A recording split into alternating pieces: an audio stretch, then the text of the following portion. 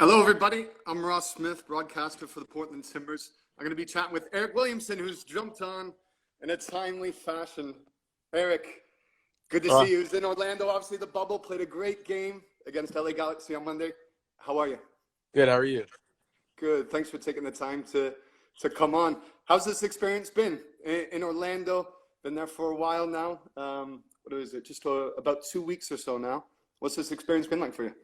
It's honestly been very, very fun. A lot of people say it's kind of, like club soccer kind of vibes where, I know growing up we played in the Disney Showcase, so we kind of came down here and had a similar kind of tournament. And I think it gives us a club vibe. Games, with no fans, it kind of gives you also kind of a, youth experience kind of vibe. So it's been really fun, very interesting. I know the guys have, taken it by stride being down here. No one's really too worried about a lot of things. And I think, it showed in our performances that guys are really locked in and just here to win.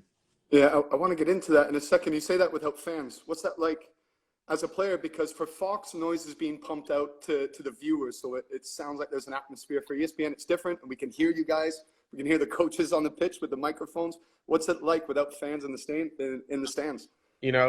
Especially places like Providence, you can't really hear your teammates. You can't really hear coaches. It's kind of tough to get instructions or, just basic communication. And I think, it's you can hear a lot more. It's you bring the energy. We bring the energy. We just feel everything in the game. It's not, fans cheering you on. It's not fans, trying, booing you if it was an away game kind of thing, So For sure.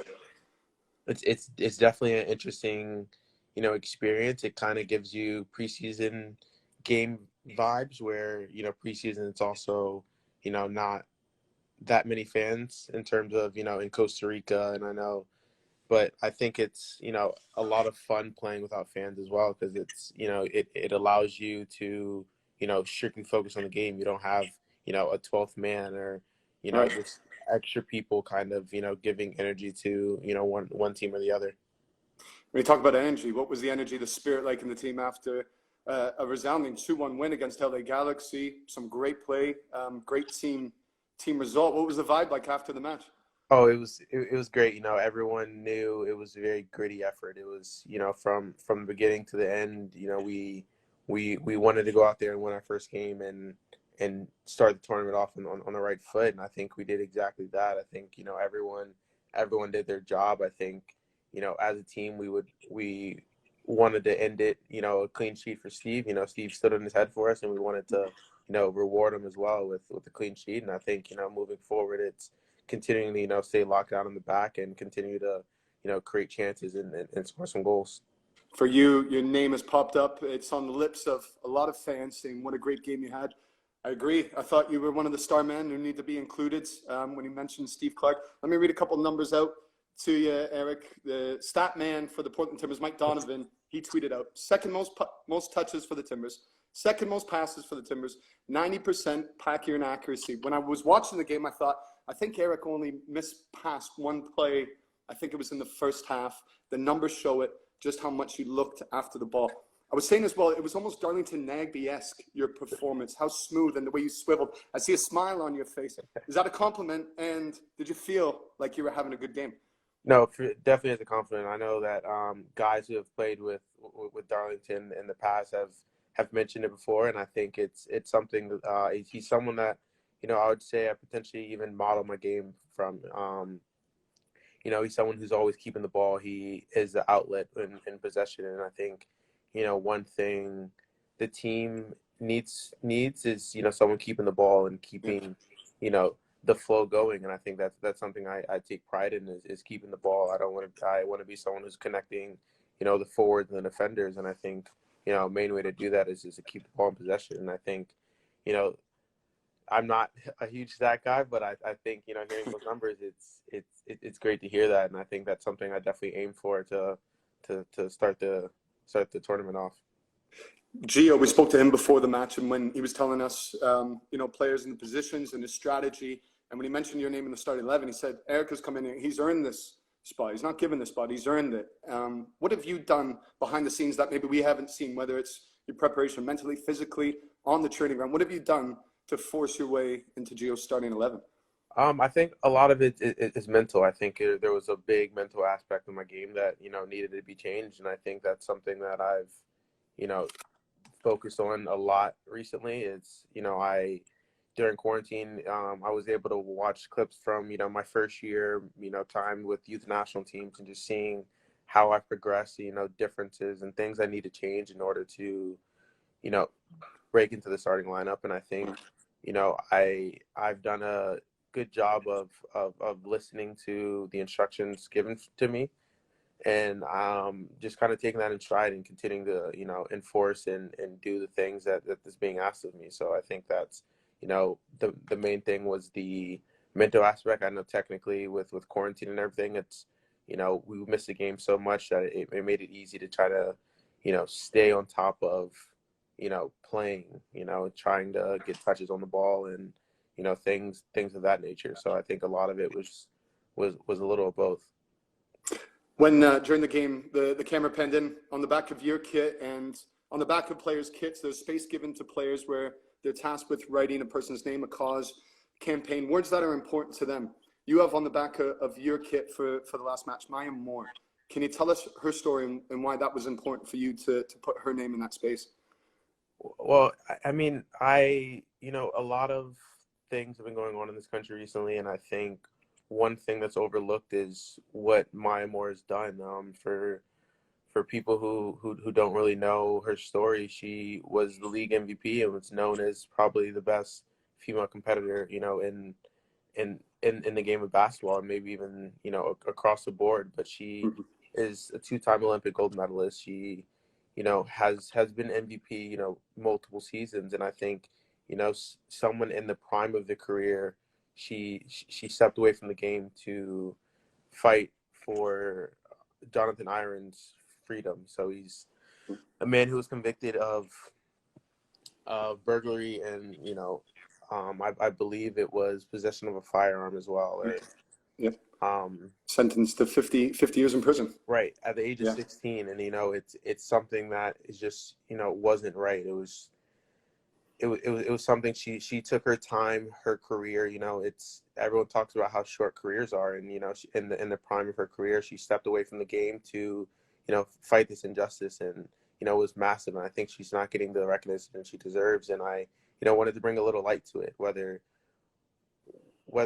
people understand her story or continue to learn her story. I think it's something that, female athletes as a whole and just Maya Moore as a good example for me is someone who needs to be recognized for what she's doing.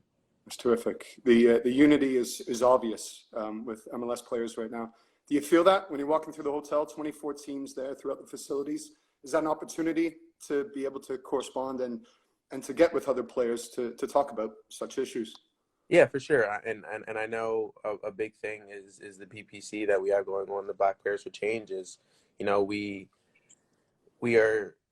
started off kind of just with the Black players in MLS, and I think it's it's panned out to other people are having conversations with us, they're asking us questions, and people are engaged and people are kind of everyone's come together as one, whether it's our team or other teams who see us in and around the lobby or going to meals or going to testing. It's it's just a simple, hey, saw this, hey, have a question about this, and it's just people are engaged, people are asking questions, and I think it's a massive thing, and you just see the real unity within the league, and it's very inspiring that everyone's going in the right direction. So the downtime that you do have away from games, training pitch, meals with the team, in and around the hotel, what are you doing with yourself then? Can you interact with other players, whether within your team, with the opposition as well? I'm sure you've got plenty of friends around the league, as I'm sure you've got a few enemies that you like to stick it to as well. Do you get to interact with other people around the hotel? Yeah, for sure. We've run into a few teams, and it's just catching up with old friends. There's a lot of familiar faces.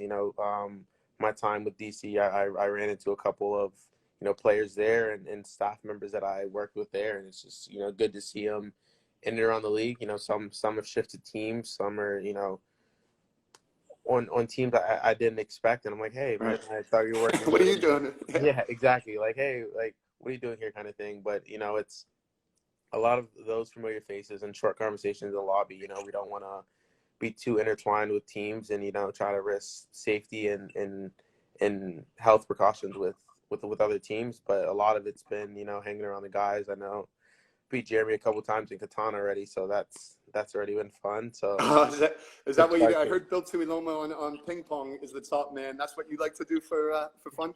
Yeah.